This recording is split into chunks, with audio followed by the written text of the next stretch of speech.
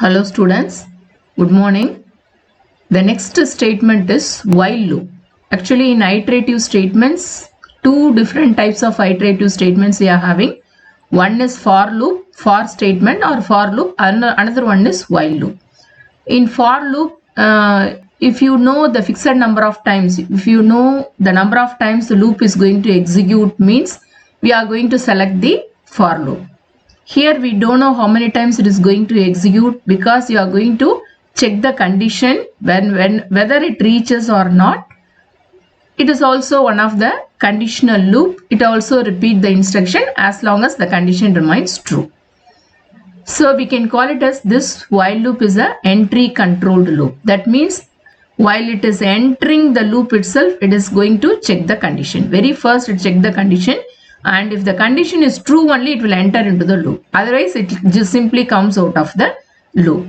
Actually in this while loop we are having so many elements. One is initialization, next one is test condition, next one is body of the loop and update statement. But in for loop we are following different methods. That is also the looping statements or iterative statements. There we know this much times this set of statements to be executed means according to that you are giving the range value in the for statement.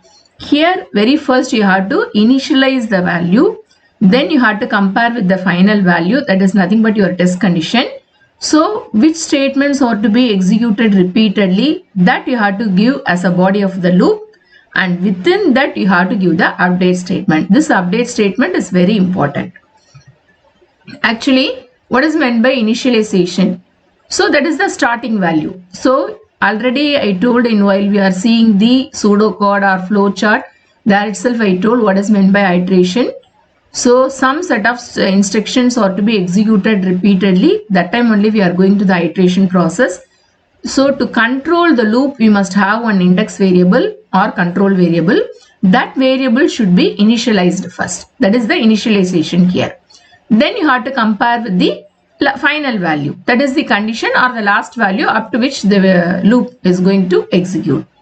Then which statements are to be executed repeatedly, that we can call it as the body of the loop.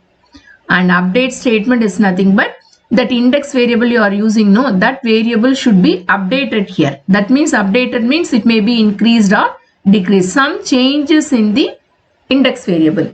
Then only easily the loop statements. So anyhow if you are using any looping statements, anyhow it has to end. So that case you have to give the update statement. Okay, let us take one simple example. For printing 1 to 10, already you know how to write the for loop for printing 1 to 10. Using while loop we are going to use. Already we know that what are all the elements should be present here.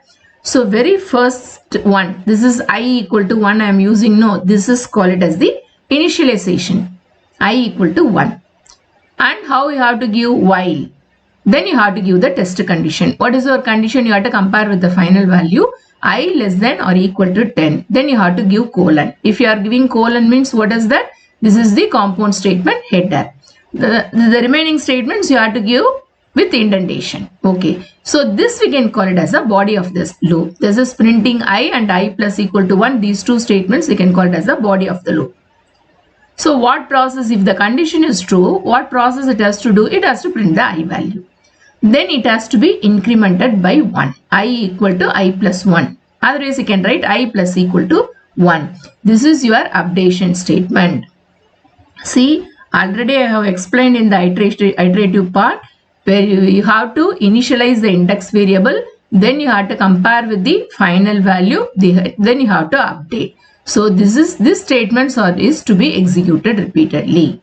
So all these statements are compulsory. These statements are must. See for example, how it is going to evaluate. Very first I equal to 1. 1 less than or equal to 10 it will check. Now 1 less than or equal to 10 it is less than. So true only. Then it will print the I value 1. Then I plus equal to 1. It will be incremented by 1. Now it will become 2. Again it is going here. Like that it will check. If any one part is missing, it will not evaluate. For example, I didn't give the I equal to 1. Initialization part is missing means how it will check what is the value of I here? Nothing. Clear. And the same manner, suppose this part is missing means, so how it will go to the, when it will come to the false part, it has to come out no anyhow, that one. Then if you missed the updation part, what will happen? I value is 1, 1 less than or equal to 10, print I. Again it will go 1 less than or equal to 10. 1 is always less than or equal to 10 only. So at any point of time it has to come out. So only we are using the update statement. It may be incrementation by 1 or 2 or 100, whatever it may be. Some changes should be there. It may be incremented or decremented. So these 4 elements are important in the while loop: initialization, test condition, body of the loop, and update. Now let us see how this loop is going to execute. Very first, what? I equal to 1. Very first it will be evaluated. Then it will come and check the condition I less than or equal to 10. See here, that means 1 less than or equal to 10. What is the answer? True. Okay. If it is true means it will enter into the body of the loop. So these 2 statements are body of the loop. So what will happen? Printing I value. See here, 1 will be printed. Then I equal to I plus 1. Now what is the I value? It will become 2. Then it will go to the next iteration. See here, after this automatically the control will go over here. Nobody is instructing to go to this particular place. By default, while statement is designed in that manner. After executing the body of the loop, again automatically the control will go over there. Now what is the value of I? 2. 2 less than or equal to 10. Now yes, condition true. Now 2 will be printed here. Then I value will become 3. I plus equal to 1, I value will become 3. Again it is going there. Now again it is checking 3 less than or equal to 10. Yes, true. Now printing I value 3. Again I will be incremented 4. So like that it will keep on incrementing. In this way the loop will executing the values 4 to 10. Let us see from the value 9. So in the same manner 4, 5, 6, 7 like that. So we'll start from 9 up to 8 it will be printed. Now the I value is 9. Now it is checking the condition 9 is less than or equal to 10. Yes, it is less than. True only. So printing the I value, it is 9. Then I equal to I plus 1. Now what is the I value? 10. Again it is checking the condition. Now it is not less but it is equal to 10. So condition is true only.